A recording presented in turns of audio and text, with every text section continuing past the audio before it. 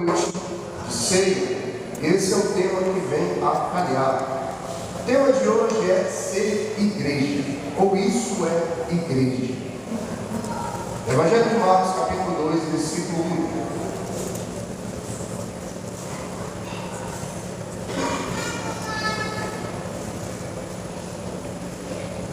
Isso é uma água aqui para mim, mais natural. A gente está na mesma linha para mim. Marcos capítulo 2, versículo 1 diz assim. Eu vou ler na nova versão internacional. Então, se a sua versão estiver muito diferente, apenas escute. Poucos dias depois, tendo Jesus entrado novamente em Cafarnaum, o povo ouviu falar que ele estava em casa.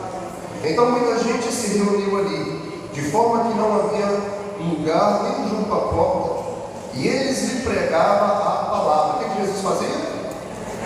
Pregava a palavra. Vieram alguns homens trazendo um paralítico carregado por 4 deles. Não podendo levá-lo até Jesus por causa da multidão, removeram a parte da cobertura do lugar onde Jesus estava, e pela abertura do teto baixaram a maca em que estava deitado o paralítico. Vendo a fé que eles tinham, Jesus disse ao paralítico: Filho, os teus pecados estão perdoados. Estavam sentados ali alguns mestres da lei, raciocinando no seu íntimo: por que esse homem fala assim? Está blasfemando. Quem pode perdoar pecados senão somente Deus? Jesus percebeu no seu espírito que era isso que eles estavam pensando e lhes disse: por que vocês estão remoendo essas coisas em seu coração? O que é mais fácil dizer para o paralítico: os teus pecados estão perdoados, ou levante-se, pegue a sua maca e ande. Mas para que vocês saibam que o Filho do Homem tem na terra a autoridade para perdoar pecados. Disse ao paralítico: eu te digo a você, levante-se, pegue a sua maca e vá para a sua casa. Ele se levantou, pegou a sua cama, saiu de vista de todos, e todos atônicos glorificavam a Deus, dizendo: nunca vimos nada igual. Amém? Como eu disse, o tema é ser igreja, ou isso é ser igreja. Essa passagem nos mostra algumas lições. Logo no início nós vemos que Jesus estava em casa, ele orava em Cafarnaum. O ministério de Jesus é um ministério, se você pegar assim, ele foi bem curto. Ainda que ele viveu 33 anos entre nós, apenas nos últimos 3 anos e meio, é que ele exerceu um ministério terreno. Naquela época não existia moto, não existia ônibus, não existia avião, não existia carro. Existiam jumentos, burros, e nós vemos que provavelmente não era o costume de Jesus usar jumento, porque logo quando ele foi fazer a ceia, ali no cenáculo, a última ceia, ele não tinha um jumento, ele pediu para alguém achar um jumento para ele. Então provavelmente as andanças de Jesus, o ministério de Cristo, ali na região de Israel, se deu muito a pé. Logo quando ele saía para uma viagem, ele ficava muito tempo fora de casa. Quem está me entendendo? Ainda que Israel, quando a gente pega no mapa, é pequenininho, mas vai estar pé aqui. Vai cruzar aquilo lá 150, 200 quilômetros de uma ponta a outra, 60 quilômetros de uma ponta a outra, e não andando sozinho, andando ainda com um grupo, e multidões chegando. Fora que quando ele chegava em determinado local, ele pregava o evangelho, curava enfermos. Então era muito raro ele estar em casa, mas a casa dele era em Cafarnaum.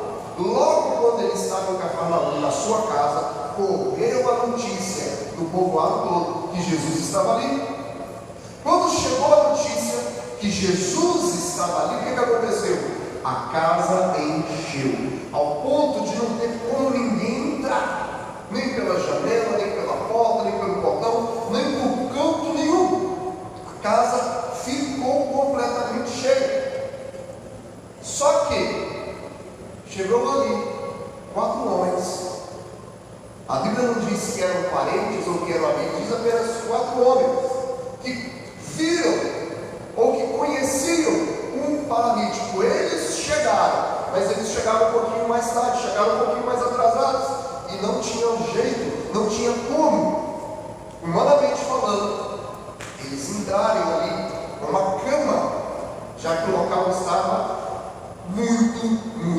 cheio. Quem já pegou ônibus aqui? Talvez você não está pegando. Vamos orar para Deus, às vezes faço para a vida, se sai dessa vida. Mas eu me lembro, quando eu estava no Bandeirante, saí daqui, estava lá no Bandeirante, lá no Centro Coimbra, a gente tinha que pegar um ônibus, eu nem sei se o nome é esse ainda, mas era o tal do Eixo Campinas. A gente chamava ele de Eixo Campinas, né? Porque era tudo cheio, muito cheio. E quando a gente entra no ônibus, realmente a gente toma um empurrão, é difícil, você vai entrando assim, né? E quando você vê, você vai deixando a onda te levar. Pô, agora imagine entrar por uma cama. Num local como é aquilo. Durante aqueles ambulantes que não tentavam entrar, eles iam dando aquelas caixadas de isopor na cabeça de todo mundo, aquela luta, o pessoal brigando, empurrando. Agora imagina nessa situação que provavelmente estaria muito mais cheio do que o ônibus que eu pegava. Não tinha como eles passarem com aquilo. O que muitos poderiam fazer é o seguinte: rapaz, eu ia no culto, mas quando cheguei a igreja estava lotada, não tinha nem cadeira, não tinha lugar nem para sentar. Quer saber de uma coisa? Eu vou embora. Rapaz, eu até queria ir, mas senti uma dorzinha de cabeça, está com febre, estava de dorzinha de cabeça. Qualquer coisinha muitas vezes nos faz desistir de um momento de estar na presença de Deus. Só que esses 4 homens, eles não desistiram. Então a primeira lição que podemos tirar desse texto é que esses 4 homens não desistiram. Ainda que estava tudo cheio, pelos meios convencionais não tinha como eles levarem aquele paralítico até Cristo. Eles não desistiram. Nossa primeira lição é não desistir. Desistir não pode ser uma opção. Se em qualquer situação da nossa vida, pode ser no casamento, pode ser no trabalho, no ministério, nas emoções, projetos, você pensa em desistir, a sua mente começa a se inclinar para isso, até culminar na desistência. Ai, meu casamento está muito atribulado, eu vou desistir de ficar casado. Ai, meu Deus do céu, está muito difícil, isso que eu estou sentindo. Quer saber de uma coisa? Eu vou chutar o balde. Acho que ninguém está ligando para mim, eu vou desistir da minha fé. Eu acho que Deus não está me ouvindo, eu acho que nada está acontecendo. E nós queremos desistir. Você tem que escrever no seu vocabulário: desistir não é uma opção. Quando pensamentos começarem a vir para você querer desistir, recicle, reinvente-se, renove-se, atualize-se, mas jamais dê vazão para pensamentos que lhes faz desistir. Amém? Esses 4 homens não enxergaram a desistência como uma opção. Seria muito mais fácil desistir, mas eles não desistiram. Ou seja, eu estou querendo desistir. Você quer saber uma coisa? Eu vou ler mais a Bíblia, eu vou orar mais, eu vou fazer algo que eu não estou fazendo, mas eu não vou desistir, eu não vou retroceder, ainda que seja o melhor caminho, mais cômodo, mais fácil, não é isso que é o correto. Amém? Então a primeira lição é essa: não desistir. E a segunda lição é que quando nós não desistimos, Deus tem para nós uma ideia, tem uma revelação, tem um caminho que ainda nós não enxergamos. Deus recompensa aqueles que perseveram. Repete isso comigo: Deus recompensa aqueles que perseveram. Eles perseveraram, eles não desistiram. Eles falaram: nós temos que chegar até Jesus, nós temos que levar este paralítico e não incomodar, porque ele é um paralítico e ele está na cama. Nós temos que bolar uma estratégia para chegar até Jesus. E nós não sabemos como exatamente eles transportaram aquele paralítico para dentro da casa. Eu não sei. Eu acredito que deve ter tido a ideia: rapaz, vamos pegar isso aqui, vamos levar pelo dentro. Agora, como eles fizeram? Se eles pegaram uma escada, se um escalou e depois jogou uma corda, como fez? Eu não sei. Eu sei uma coisa, que Deus deu para eles uma ideia, Deus deu para eles uma estratégia. Quando nós perseveramos, Deus se encarrega de dar para nós sabedoria, uma ideia para nós cumprirmos o projeto. Amém, Jesus. Glória a Deus. Amém. Existem ideias, existem pensamentos, respostas e caminhos que estão guardados em Deus para aqueles que perseveram. Tem estratégias, meu querido, que vão vir do céu para a sua vida quando você não desiste. Amém. Quando você não desiste, aquilo que Deus está guardando, Ele vai te revelar. Tem coisas que vai vir do céu na sua perseverança. Acho muito bonito isso. Tem caminhos, tem revelação que está guardada ali com Deus. E Ele dá para aquele que demonstra uma fé que não retrocede. Eu tenho o costume de ouvir isso e eu sempre explico aqui na igreja. Deus não faz acepção de pessoas, Deus faz acepção de fé. Hebreus é muito claro: sem fé é impossível agradar a Deus. Então, quando nós demonstramos uma fé resiliente, uma fé perseverante, nós teremos uma recompensa, porque Deus vai trazer para nós uma revelação dos céus. Amém? Com toda certeza, várias pessoas voltaram para as suas casas quando viram onde Jesus se encontrava. Eles não desistiram. E o terceiro ponto aqui que eu quero falar então é: o milagre só foi possível, o milagre foi possível por ter sido atendido o princípio de unidade também. Então, mais um ponto que nós temos que analisar aqui: o milagre foi possível porque foi atendido o princípio de unidade. Eu acredito que um teve a ideia e essa ideia reverberou nos outros. Essa ideia projetou nos outros sonho, um desejo. E aqueles quatro se uniram em um comum senso: vamos levar esse paralítico para Jesus. Apesar de estarem mencionados 5 pessoas, 4 homens e um paralítico, foi. Apesar de ser mencionados 5 pessoas, o milagre seria apenas para um, que era o paralítico. Os outros 4 não iriam ganhar nada em troca. O benefício não seria para eles, mas estavam com um sentimento de gratidão para si mesmos, por causa do outro paralítico, se o milagre ocorresse. O que eu estou querendo dizer aqui? Eles queriam levar o paralítico para Jesus, mas em um momento você vê assim, eles estavam lá por causa deles mesmos. Eles queriam ver o milagre em quem? Neles ou no paralítico? O paralítico. Eles não estavam pensando neles, mas eles iriam se alegrar se o milagre, se a cura acontecesse na vida daquele paralítico. Amém.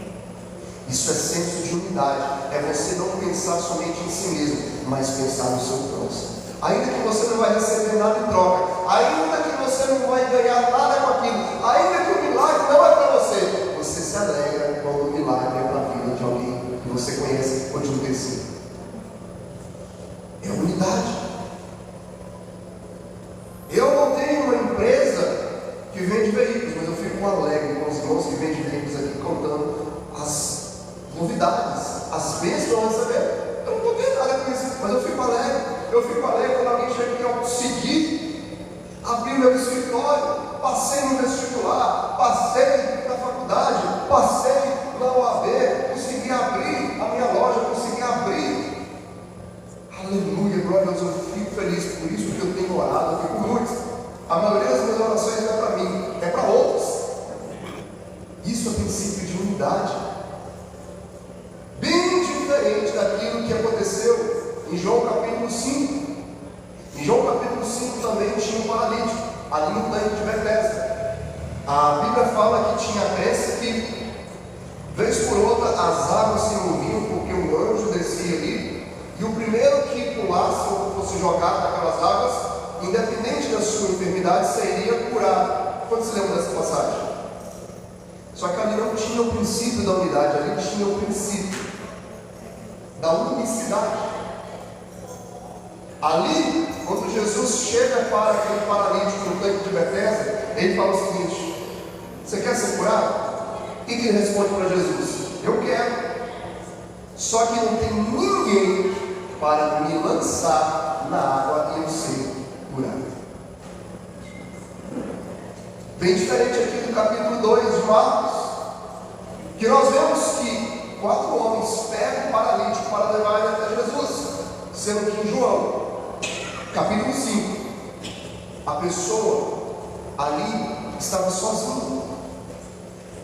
No capítulo de João, nós vemos o princípio, então, em João capítulo 5, é o princípio da individualidade, que é o seguinte: se não for para o meu benefício, não tem interesse. Eu não oro por ninguém, eu não evangelizo ninguém, não fico alegre com o sucesso de ninguém, eu só penso em mim e pronto, acabou. A minha oração é o seguinte: Deus, o que você pode fazer para mim? Se não for para mim, não me interessa a vida dos outros.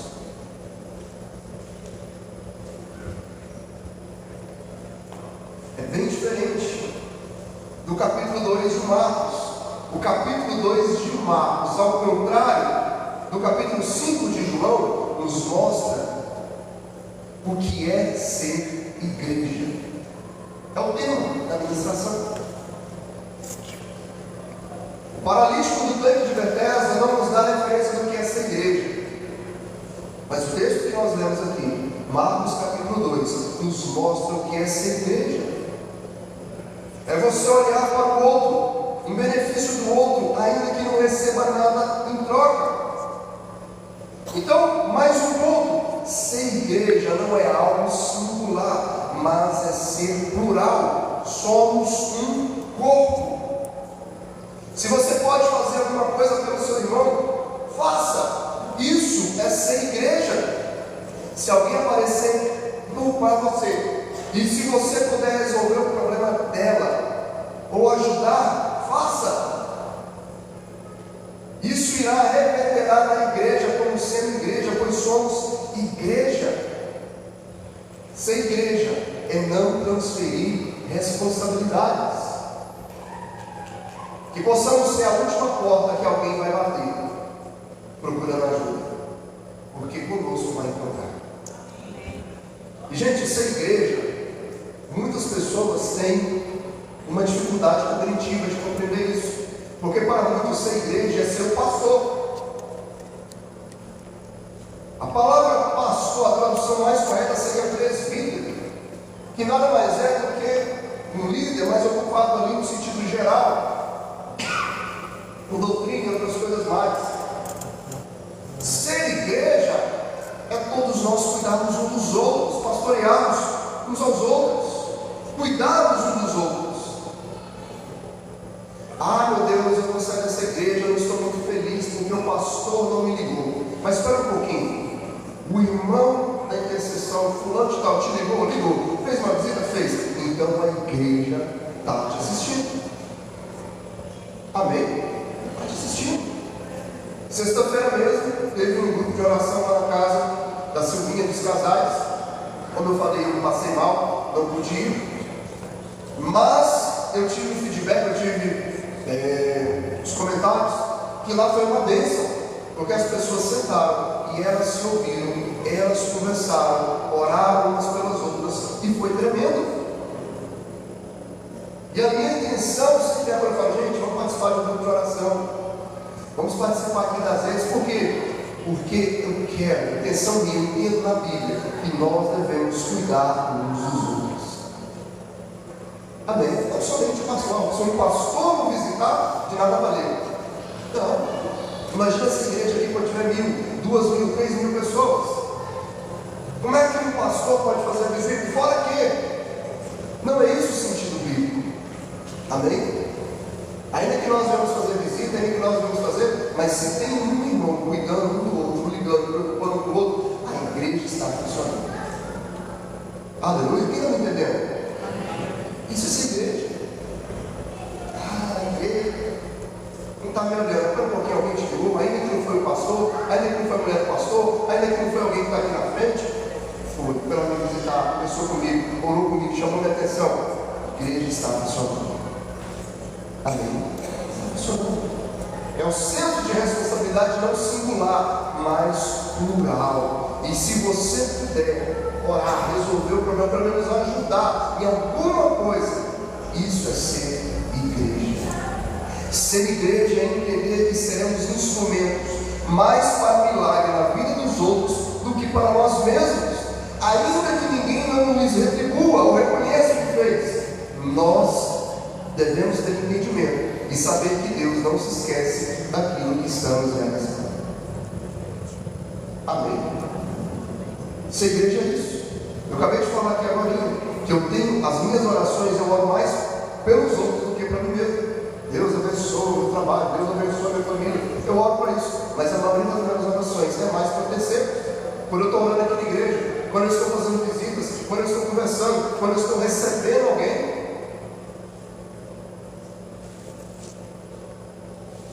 Se alguém quer conversar comigo, vem, conversa, atenda. Independente se a pessoa tem muito ou pouco tempo na igreja, estou aqui para ajudar, se bater na porta. O problema é que tem muitas pessoas também que não querem bater na porta. Esses tempos atrás eu fiz uma ministração sobre o Getsemane, lição que nós vamos aprender com Jesus ali no Getsemane. Quem lembra? Uma das coisas que eu falei é que tem pessoas que ficam sofrendo sozinhas.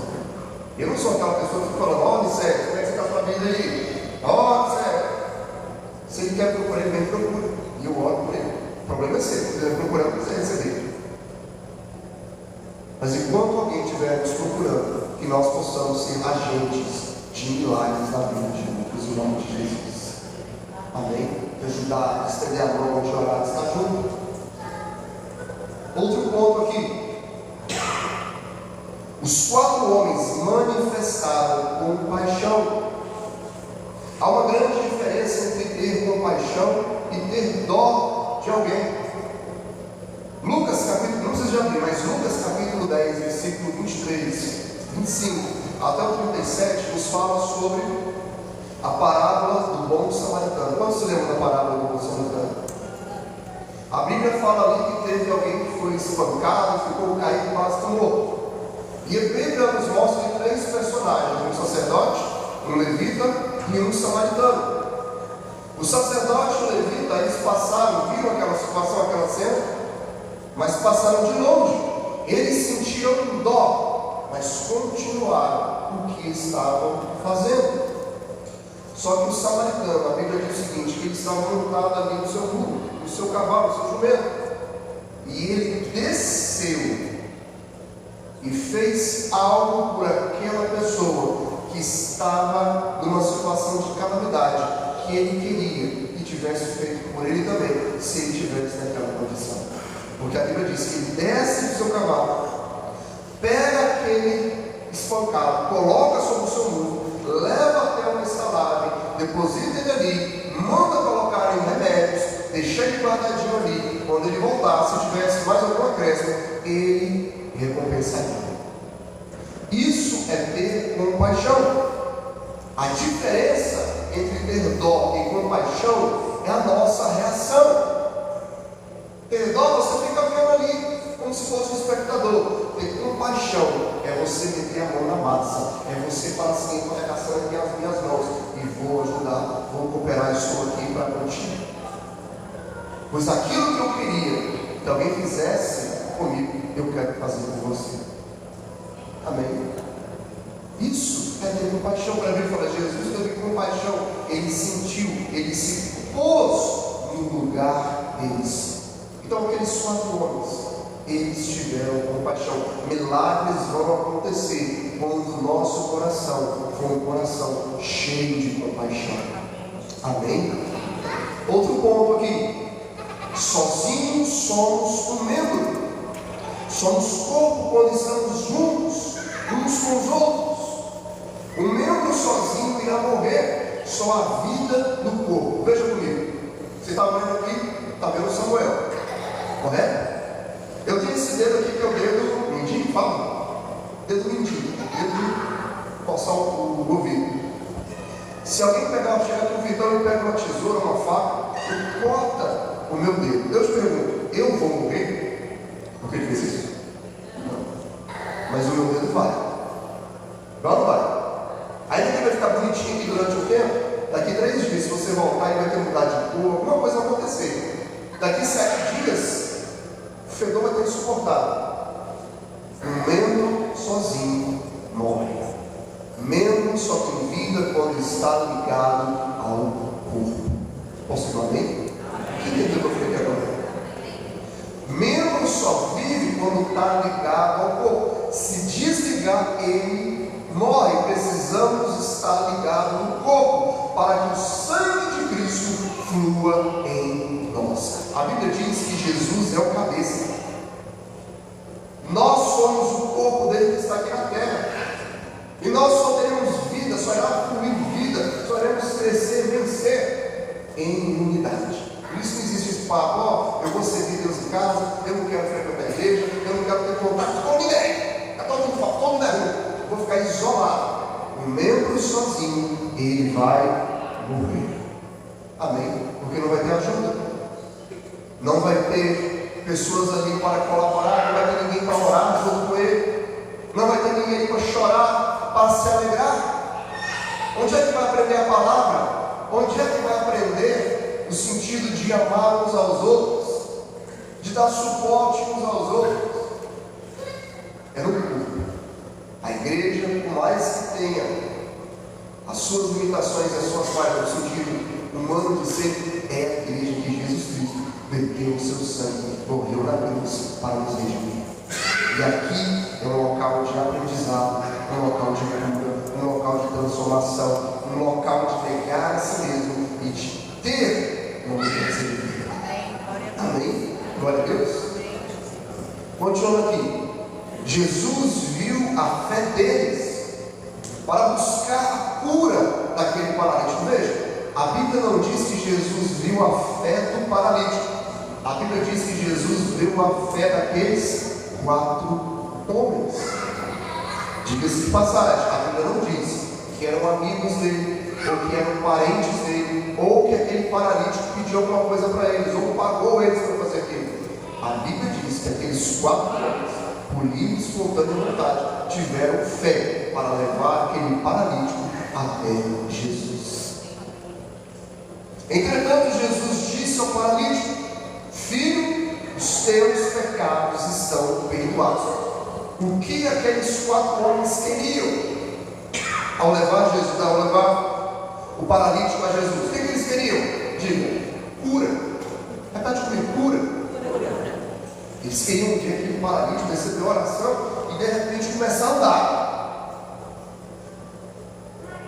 Vira e mexe, eu converso com as pessoas e falo: pastor, você já viu um paralítico andando? Eu tenho um sonho de um dia estar na igreja, ou numa conferência, e um pastor, alguém vai lá orar por alguém, um paralítico está lá com as pernas mirradas, e de repente ele saltar e começar a correr. Nossa, Deus, eu ficar muito doido. Aqueles 4 homens, eles levaram paralítico para Jesus, para ele ser curado. E a Bíblia diz que Jesus se encantou com a fé daqueles 4 homens. Mas quando Jesus abre a boca, ele não fala: ó, receba a cura. Jesus fala para aquele paralítico: filho, os teus pecados estão perdoados. Muitas vezes estamos em busca de algo e Deus faz diferente daquilo que queremos. Deus irá fazer o que precisamos. Posso ver? Deus irá fazer o que precisamos. Deixa eu te perguntar, o que era mais importante para aquele paralítico? A cura do corpo mortal, que mais cedo ou mais tarde iria de nada adiantar, porque ele iria morrer, ou a vida eterna? Hein? A vida eterna. Milagres são passageiros. Ele é um basta para um momento de dor, ele é um alívio momentâneo, mas Jesus Cristo estava vendo além. Jesus Cristo queria ver aquele paralítico viver com ele a vida eterna. Aleluia. Lázaro ressuscitou, mas depois morreu. Não era a ressurreição dos últimos tempos ainda. Aquela mulher que tinha um fluxo de sangue, cessou o fluxo de sangue, mas ela morreu. Coxos andaram, leprosos foram curados, mas eles morreram. Qual é mais ou perdão dos pecados? Hein? Perdão dos pecados. É por isso que nós vemos muito mais perdão de pecados do que milagres acontecendo, porque isso é mais importante. Estamos com o nosso nome escrito no livro da vida. Glória a Deus, aleluia. Amém. Isso é mais importante. Porque milagres acontecem, tem pessoas que ficam, meu Deus, o médico me deu 6 meses de vida, eu fui lá, tudo câncer, tudo mais, e de repente chegou no momento lá, quando olhou, não tinha mais nada. E a pessoa vem e dá um testemunho e chora, mas passado 1, 2, 3 anos, aquele sentimento passa. Passa ou não passa? Muitos até recebem milagres e acabam desviando.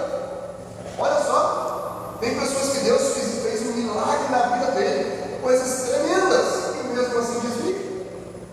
Qual é mais importante? Estar com o nosso nome escrito no livro da vida, vivendo a vida eterna, prontos para receber o corpo glorificado, que não mais morrerá, ou ter um milagre na vida. Jesus, Deus, sabe daquilo que nós precisamos. Jesus viu a fé deles, o que eles queriam, mas Jesus foi primeiro naquilo que era o mais importante, a vida eterna. Por isso ele disse: filho, os teus pecados estão perdoados.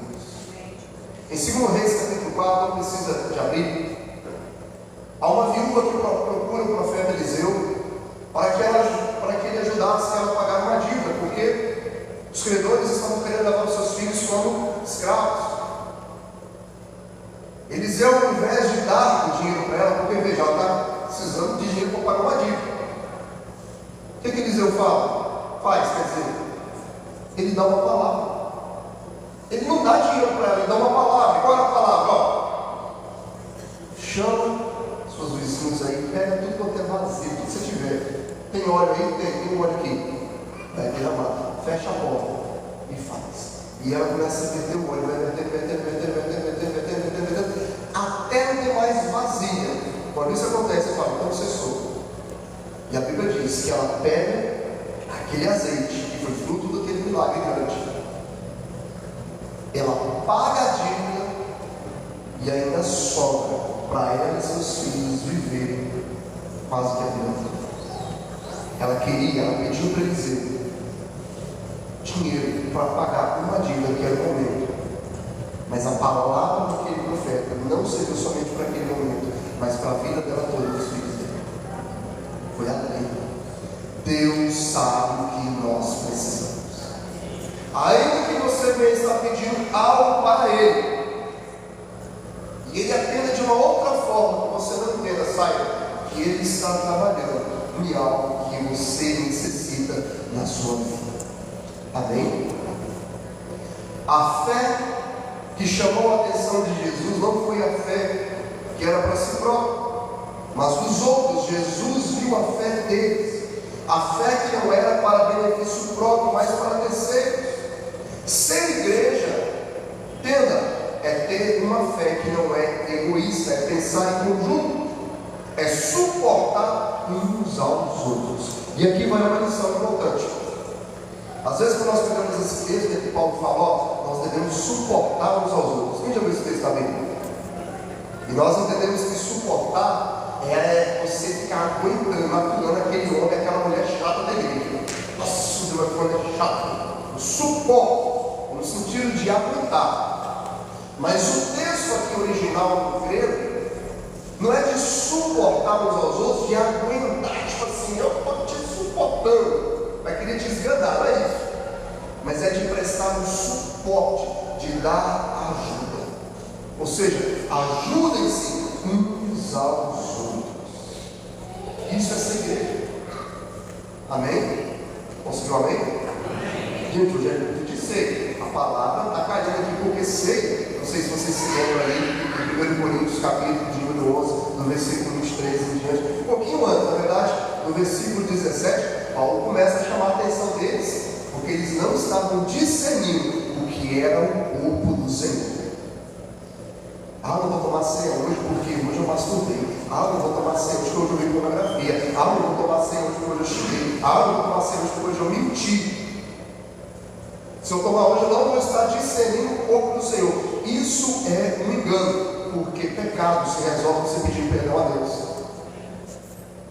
Discernir o corpo do Senhor é entender que Paulo estava falando, ó, tem gente que chega aqui no momento da ceia e só pensa em si mesmo, não está pensando nos outros.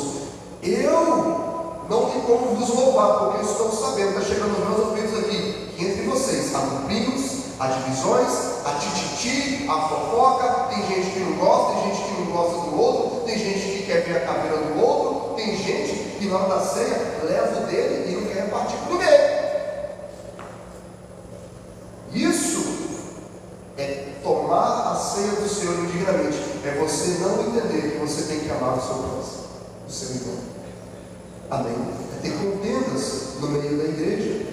Pecado? Pecou? Pede perdão. Nós temos um advogado junto ao Pai, a Bíblia é bem clara. Agora, tomar a ceia dignamente, como diz Paulo falando, é não discernir o corpo do Senhor. E quem é o corpo do Senhor? Diga, a igreja. Amém? Posso dizer amém? Amém. Aleluia. Tem gente que talvez está pensando, vou nem sei aonde que eu peguei, eu não entendi. Pede perdão de ser. Amém? Amém.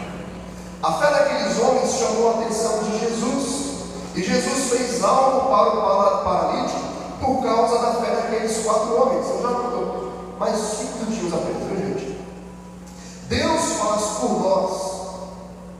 O que Deus faz por nós é por causa de alguém que um dia chorou. Veja, ninguém está sozinho. Tem muitos filhos que estão aqui na igreja porque os pais choraram por eles. Eu acredito que sou fruto de oração do meu pai e da minha mãe. Amém? Não é, mãe? Eu acredito que muitos que estão aqui é fruto de oração de um tio, de uma tia, de um primo ou de um amigo. É fruto de oração talvez de você, de alguém que você nunca nem conheceu. Quantas vezes que a gente estendeu a mão por aquela porta com Deus? Que homens e mulheres que estão precisando de ti se cheguem neste local aqui e recebam uma palavra que vai mudar a vida deles.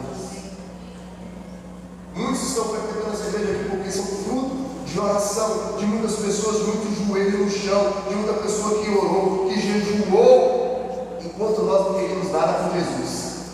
Tem gente que está falando, eu não quero saber de Deus, eu não quero saber de Deus, mas tem um joelho no chão, nunca desistindo. Deus, eu oro pelo meu pai, eu oro pela minha mãe, eu oro pela minha esposa, eu oro pelo meu esposo, pelos meus filhos, pelo meu amigo.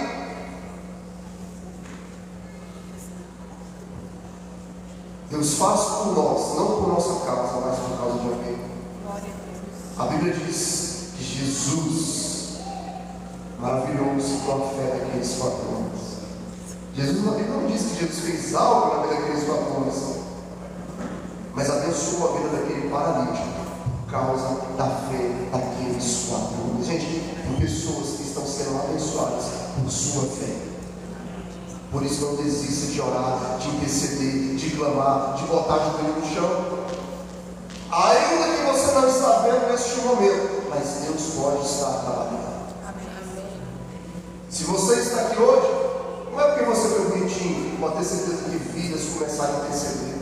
Eu acredito que o apóstolo Paulo chorou ali nas prisões para Deus, onde esse evangelho foi pregado. E eu estou falando que vidas iam ser impactadas. Se nós estamos aqui hoje, é porque teve vidas, teve mártires que oraram, que choraram, que não pensaram neles, foram crucificados, apanhados, esfolados, poderiam desistir de tudo, mas o testemunho deles chega até nós aqui e nos impacta.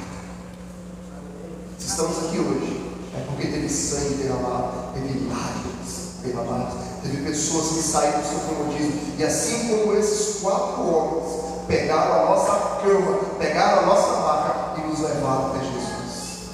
Quem está me ouvindo, diga amém. E por último aqui, para finalizar, para a gente orar e encerrar, temos que expressar gratidão. Veja que eu não falei que temos que sentir gratidão. Eu falei expressar, porque expressar vem de expressão, de algo que vai para fora. Ser igreja é manifestar gratidão. Jesus nos ensina isso naquela passagem dos 10 leprosos. Não precisa de abrir, mas eu vou dar uma referência. Evangelho de Lucas, capítulo 17, versículo 11 até o 19. para Jesus ter compaixão deles, Jesus manda eles se apresentarem ao sacerdote. Veja, tem uma certa passagem que Jesus está andando no determinado caminho e 10 leprosos vão ao seu encontro. Não chega, a Bíblia não diz que eles se aproximaram, mas ficaram ao longe e pediu para que Jesus tivesse compaixão, tivesse piedade da vida deles. Jesus fala para eles, talvez estava ali próximo, Jesus fala para eles: ó, vamos cumprir então o rito que a lei mosaica fala, que quando você cura, você tem que se apresentar. A cura da lepra, você tem que passar pelo crivo ali do sacerdote, ele vai examinar e vai te dizer se você está ou não limpo da lepra. Os 10 leprosos tiveram fé, porque a Bíblia diz que eles foram para o caminho, ou seja, quando eles saíram da presença de Jesus, eles não estavam curados. Quando Jesus falou: vai até o sacerdote, oh, eu estou curado, a Bíblia não diz isso. A Bíblia fala o seguinte: no caminho, ou seja, eles não receberam o milagre imediatamente. E milagres que é assim, é igual a mulher com fluxo de sangue. Mas eles, a Bíblia diz que eles saíram da presença, não sei quantas jardas, não sei qual a distância, mas no caminho um começou a olhar para o outro e viram que estavam limpos. Quando foi? Viram que estavam o quê? Indo pelo caminho, eles perceberam que estavam limpos. Só que dos 10, apenas um voltou para agradecer. Quando foi? Apenas um. E daquele lugar, daquela pessoa que ninguém esperava, porque 9 eram judeus, um era samaritano, e o samaritano não se dava bem com os judeus. Isso não quer dizer que aqueles outros 9 não ficaram agradecidos, porque com certeza, quando chegaram até o sacerdote: ó, estou curado aqui, está vendo? No caminho a gente foi curado. Quem te curou? Jesus. Você é agradecido? Sinto muita gratidão. Mas quantos expressaram a gratidão? Apenas um. Quando foi? Gratidão que não se expressa pode virar sinônimo de ingratidão. Aí você pensa no seu mundo: eu sou muito grato para aquela pessoa que orou por mim, no nome de Jesus, mas você não fala nada. Gratidão tem que ser expressada. É por isso que tem muito filho, quando perde o pai, perde a mãe, fica lá em cima do caixão, gritando: você me deu a filho, você fez isso, aquilo para mim. Agora é tarde. No momento de você expressar gratidão para tudo aquilo que eles fizeram, é isso. Nós, como igreja, temos que ser gratos por aqueles que um dia carregaram a nossa cama. Quero finalizar com essa frase. Como igreja, temos que ser gratos por aqueles que um dia carregaram a nossa cama. Temos que socorrer aquele leproso samaritano. E no meio do caminho, veja, a ordem de Jesus foi para quê? Quem ia dar o veredito que ele estava 100% limpo? Que estava condizente agora para voltar para a comunidade? Era o sacerdote. Ele podia ter continuado o caminho junto com aqueles outros 9, mas ele não foi. Ele quis voltar e agradecer a Jesus. Ele quis expressar, ainda que os outros estavam gratos eternamente, mas ele quis expressar a sua gratidão. Quando nós expressamos, não fica dúvidas daquilo que está dentro de nós. Mas eu te digo, quando nós não expressamos a nossa gratidão, pode se tornar um sinônimo, pode aparentar uma ingratidão. Amém? Então não possamos ter um coração grato. Quando você receber um milagre, não deixe para não compartilhar com os outros. Ó, estou aqui, pastor, dá um microfone aqui, eu quero compartilhar. Eu orei, a igreja orou, nós colocamos aqui, que Deus abençoe a vida. Compartilhe com os outros, expresse a sua gratidão quando Deus agir poderosamente na sua vida. Posso ver, amém?